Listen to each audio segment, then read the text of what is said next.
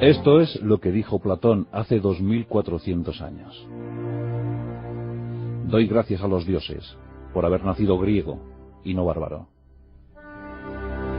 Doy gracias a los dioses por haber nacido libre y no esclavo. Doy gracias a los dioses por haber nacido hombre y no mujer. Lo dijo hace 2400 años.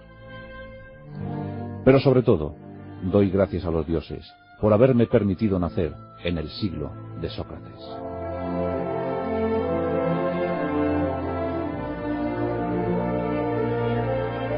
Y es que esta noche, amigos, vamos a hablar del gran filósofo universal. Vamos a hablar de aquel que dijo: solo sé que no sé nada. Y por eso se consideraba como el sabio más grande de toda Grecia, sabiendo que no sabía nada. Preguntando a la multitud, preguntando a las gentes acerca del conocimiento que él no conseguía localizar, no conseguía saber, no conseguía averiguar. Sócrates es uno de esos personajes geniales, sublimes, únicos, irrepetibles. Con Sócrates nace la filosofía antropológica. Sócrates es el gran filósofo. Nació en un siglo también único, el siglo en el que nacieron casi todos los hombres ilustres de Grecia. Hasta la llegada de Sócrates, el pensamiento estaba dominado por los sofistas. Sofos significa sabiduría, es decir, los sabios dominaban Grecia. Pero Sócrates, que es la modestia personificada, que es la modestia elevada a la máxima potencia, fomentó la filosofía, los amigos de la sabiduría. Por supuesto que Sócrates era un amigo, un auténtico amigo de la sabiduría. Por eso fue el más grande de los sabios. Hablemos de Sócrates, aquel que no dejó nada escrito, porque al parecer no sabía escribir. Aquel que no pudo leer nada, porque al parecer no sabía leer.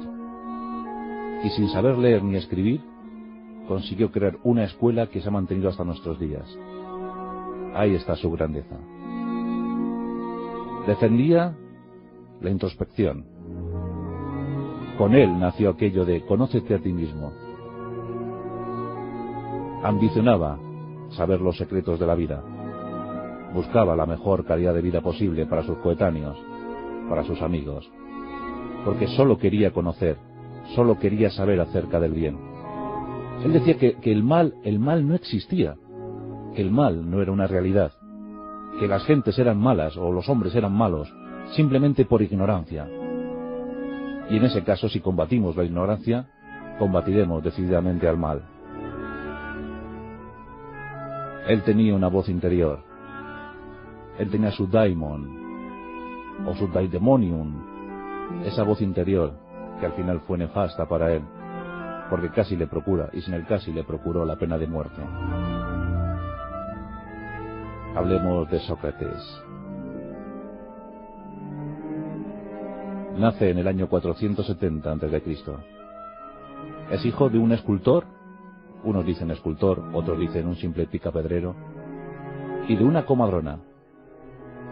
Y todos saben perfectamente que heredó las virtudes de su madre. Pero bueno, aunque heredó las virtudes de su madre, siguió el oficio de su padre, Sofronisco, y quiso ser escultor también como él.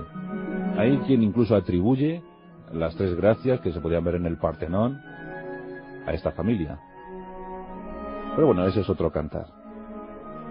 Lo cierto es que al final desestimó la posibilidad de ser escultor, argumentando lo siguiente: no puedo pasarme toda una vida intentando sacar una figura humana de un trozo de piedra, cuando los humanos se pasan toda su vida intentando ser un trozo de piedra.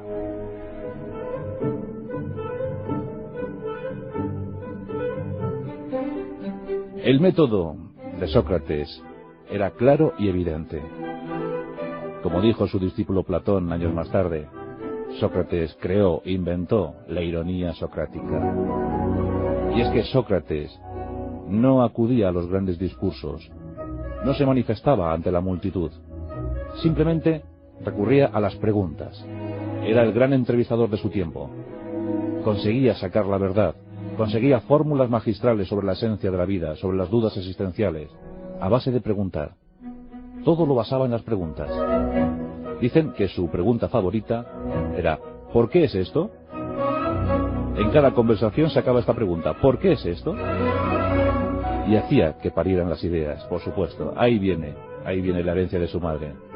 Dice, sí, escultor como mi padre, pero en realidad yo soy ayudante para hacer que las gentes den a luz ideas propias.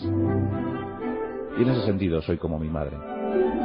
Dicen las malas lenguas que su padre llegó a afirmar que su hijo no era más que un ignorante, que era un borrachín. Es cierto que a Sócrates le gustaba el vino, y le gustaba el vino en demasía, pero no creemos que fuera tanto como dijo su padre.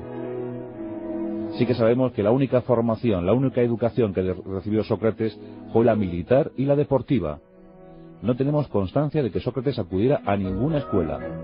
Todo lo que aprendió, todo lo que supo, todo lo que quiso saber, lo conoció, lo entendió, lo adquirió en la vida, en la calle, conociendo a las gentes, hablando, preguntando a todo el mundo. Ese era el gran secreto, ese era el carisma de Sócrates. Como os digo, recibió formación militar y como hoplita partió a las guerras del Peloponeso. Y dicen que era muy duro y muy disciplinado. Algunos compañeros veían como Sócrates, el hoplita Sócrates, caminaba descalzo sobre el hielo. Que también dicen que era el último en retirarse de las batallas. Y a los atenienses no les fue muy bien en eso de las guerras del Peloponeso. Los espartanos impusieron su ley. Aún así, Sócrates y los suyos se batieron muy bien en algunas batallas. A Sócrates le podemos ver en 3 campañas militares y en algunas batallas decisivas. Por ejemplo, tenemos la batalla de Potidea, la batalla de Delio. Por cierto, la batalla de Delio quedó reflejada en un conjunto escultórico que hoy lo podemos contemplar en el Museo de las Termas en Roma. Ahí está Sócrates, porque dicen que fue el último hoplita ateniense en retirarse de la batalla. Y aquí, por cierto, ayudó al que posteriormente sería su discípulo y amante Alcibiades. Y no dijo nada, no dijo que le había ayudado. ¿Por qué? Porque Alcibiades había demostrado mucho heroísmo, mucho valor en la batalla, y eso le iba a procurar una medalla, un reconocimiento. Él no dijo que le había ayudado a sobrevivir. En Anfípolis también luchó, también combatió. El pasado militar y guerrero de Sócrates.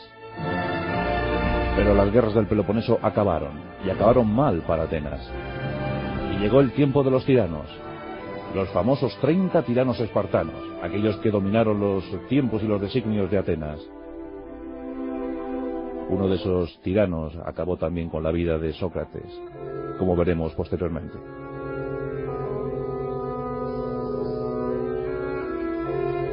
Hay muchas curiosidades, muchas anécdotas sobre Sócrates, sobre todo gracias a sus discípulos que posteriormente escribieron sobre él.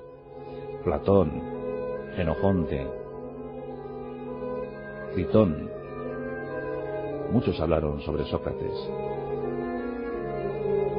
Aristóteles, que fue discípulo de Platón, también escribió sobre Sócrates. Pero al auténtico Sócrates yo creo que le podemos ver reflejado, hombre, un poquito idealizado sí, pero reflejado en los diálogos de Platón. Esos diálogos maravillosos, esos 35 diálogos maravillosos. Platón toma la figura de su maestro Sócrates para plasmarlo en el papel.